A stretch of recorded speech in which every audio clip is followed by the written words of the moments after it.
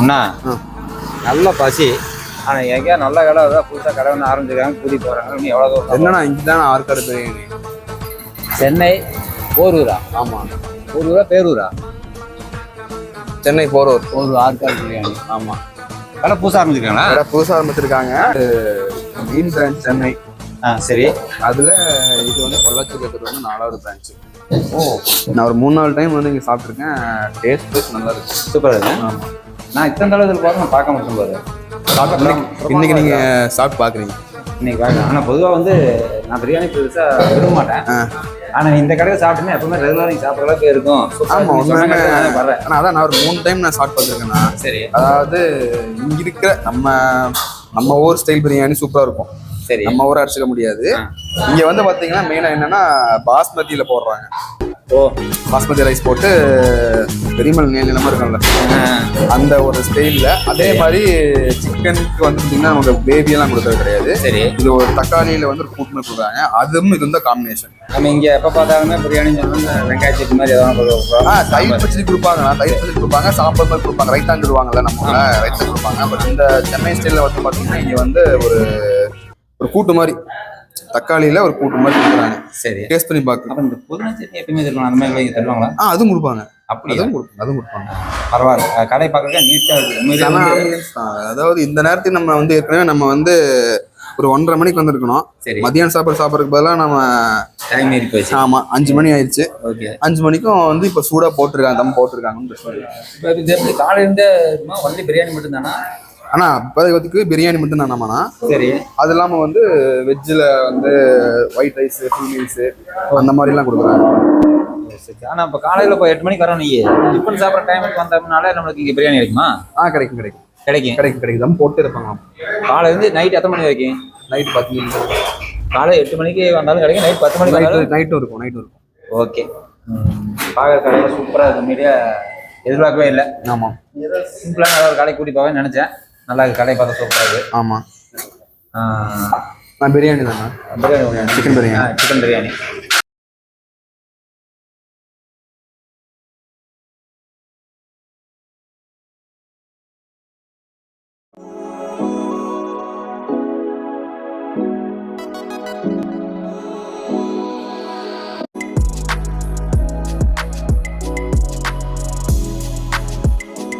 சூப்பராக இருக்குது. சொன்னாங்க பெருசாக இருக்கும்னு சொல்லிட்டு. பாஸ்மதி சாப்பாடே பார்த்தீங்கன்னா சேமியா மாதிரி இருக்குது, சன்னமா. ஆமாம். அண்ணா அந்த எனக்கு வேணும். அண்ணா அந்த கத்திரிக்காய் கொடுத்தீங்கல்ல, இது பேர் என்ன? ஓ, பிரியாணிக்கு இதெல்லாம் வைக்கிறீங்களா? சொன்னாங்கல்ல, அதுதான் வந்து இங்கே ஸ்பெஷலு. ஓகே. லைட்டாக டிம் பண்ணி நமக்கு சேர்த்தியே வைங்க. புதினா நீங்கள் கேட்டது, அது நீங்கள் கேட்டது.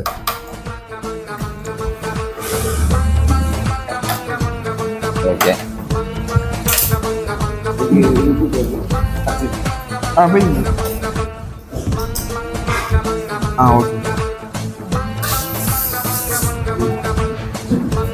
நல்லா சூடாக இருக்குது. ஃபீஸ் எல்லாம் உள்ளது. ஓகே. அதான் நான் மணி 5 மணி ஆச்சா, 5 மணிக்கும் சூடாக இருக்குது. திரு தம் போட்டே இருக்கிறாங்க. அதான் அப்படியே 4 ட்ரம்பு தூக்கிட்டு போனாங்க.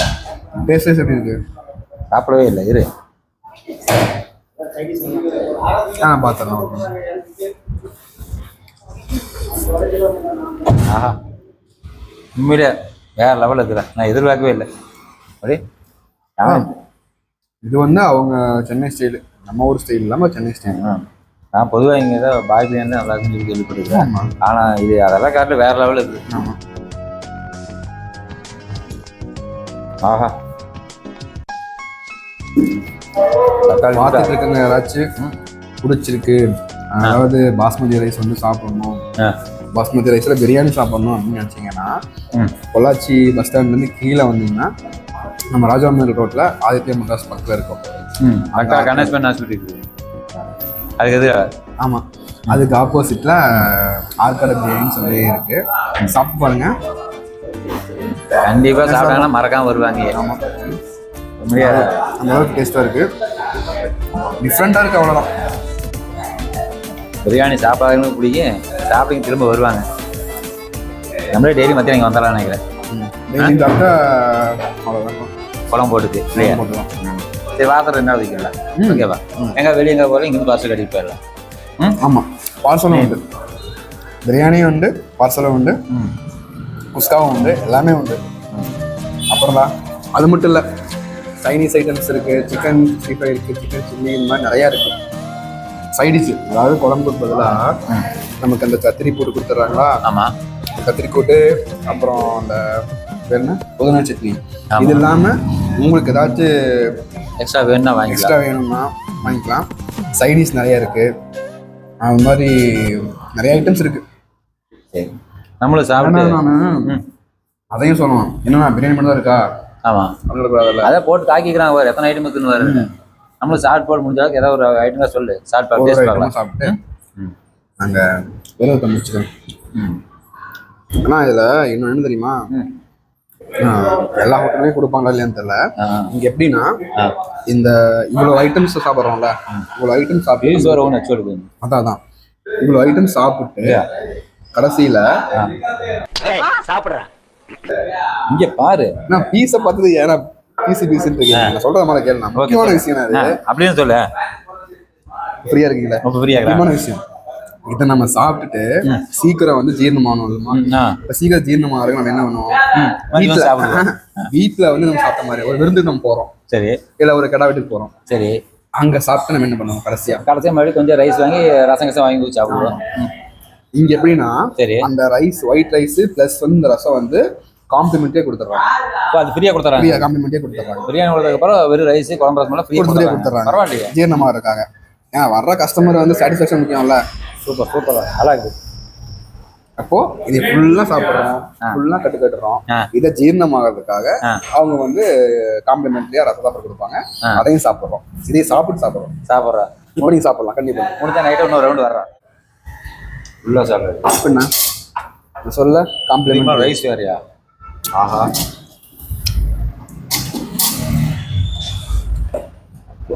கொஞ்சம் வைங்க.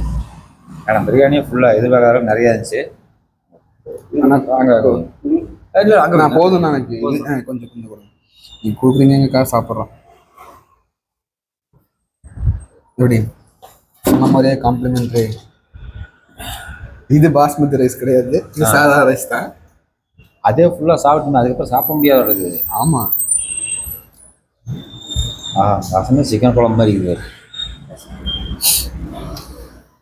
மிளகு ரசம் மட்டும் இருக்கு. மிளகு ரசம் போதும். போதும். இது ஜாஸ்தி. போதும் கொடுத்துருவீங்கண்ணா. ஆமாம், இதுக்கு மேலே இருக்காதுண்ணா.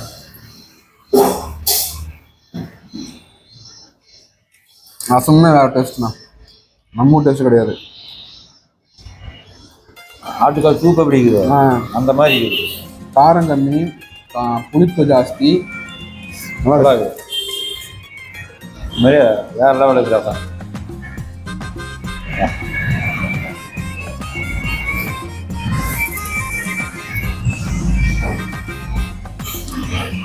ஏன்னா ஒரு வேளை சாப்பாடுலாம் எத்தனை பேர் கஷ்டப்படுறாங்க. அப்புறமே இலையில வந்து சாதத்தை மிச்சம் பண்ணக்கூடாது.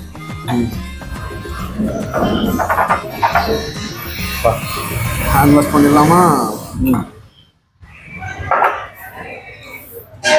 சரி, நம்ம உள்ளமா